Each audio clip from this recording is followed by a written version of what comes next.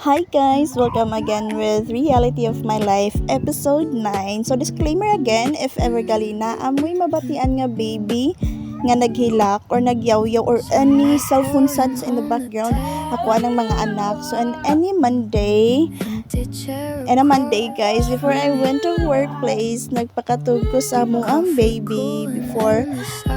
Pero wala jud siya natug ani until sa oras nga nanglakaw nami. Gibili na lang ni nako siya sa ako ang eldest. Kay ang ako ang husband naman sad ang magbantay sa gabi. And during sa break, we decided nga mangaon nakauban sa ako ang mga QA peps. So after na humana mo og pangaon, nagtambay sa amin sa pantry before headed back sa production. Ayaw, decline na lang. Decline. Actually, wala pa jud ko misaka, guys. I decided na magtambay sa ko sa ubos since wala pa man ko gibuhat during that time. And here's my view sa kilid. Mga kasagaran kay 5 years man ang nakadawat. Mga 5 years. Dugay man po to siya. 4 years man po na siya. Kay pag abot na mo nganhi, kay na naman na siya. And this is how my Monday ends. And this is Mimi uli nako sa amua. This is Tuesday morning. This is how my Monday ends. Ako ang shift. And karon nga nag-voice over ko kapoy jud kaayo kay ako ang anak nga baby is naghilak-hilak. Na-velcro baby na ni siya ay. Pero sige lang, cute man po kaayo. By Tuesday lunch, sa gawas ko mikaon while nagbantay sa ko ang anak. And mikaon kog adobo nga talong na kayo siya guys. By Tuesday shift side, before ko may duty, nagbatutoy sa ako ang baby while kay wala man ko nagpa-latch since nakailis na ko guys. And ang ako ang gisulti suot jud kaayo.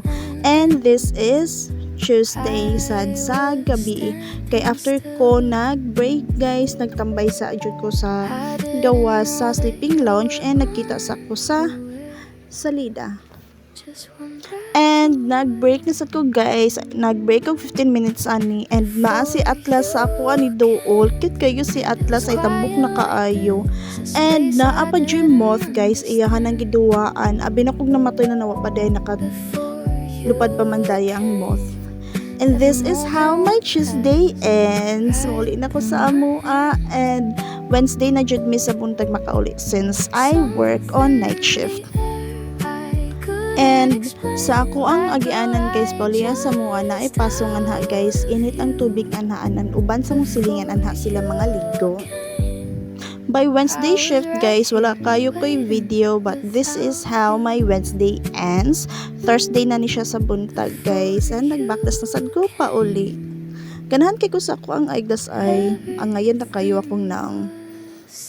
And this is how my Thursday shift ends guys. Nakuha ni sa CR kay na late na ko og uli.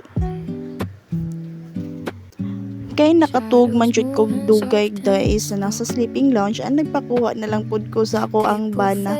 Very good akong bana kaning kuha raman pud siya since this is Friday morning guys. Kay yaman kong wala man siya trabaho ani so iya kong gikuha okay ra pud kaayo. And Friday odto guys, daghan kayo kog pilunon ay nagkatag jud pero okay ra na human ra man pud na siya. By Friday shift guys, nikita ko og salida sa pantry guys and wala na mi pantry na wala na namaligya. And kani siya nga salida guys is kanang cartoons siya, wala sa ko kahibaw kung unsay iyahang title. And this is me while nagkita sa cartoons, di ba? Napaduol jud ko guys kay nag-charge pud ko ana.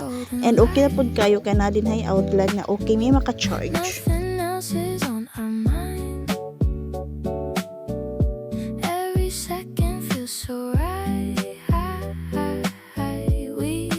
After na ko nag-charge guys, milakaw na ko and sa ako ang way back ngadto sa locker nakakita ko og daghan kayo nga iro sa agianan since dool naman gud mi og community so daghan jud kaayog mga silingan nga iro nga magtambay pud nga rin nga maabot nganhi sa amo ang site and mauni sila ay nangatong.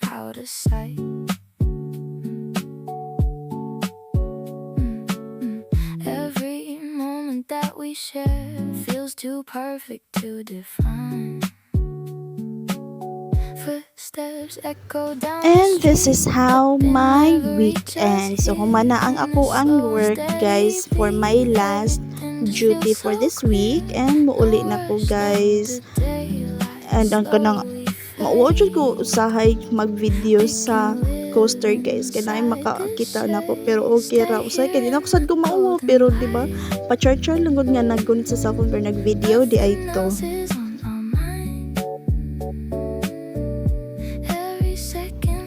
And by Saturday sa Udto guys, miadto ko sa Gaisano Riverside kay magkuha ko sa akong anak nga nag-training for table tennis. Diba, nag-training po siya and nakakita na po og improvement sa iya kan mo lihok na gyud siya bro. Sa una kay di siya mulihok.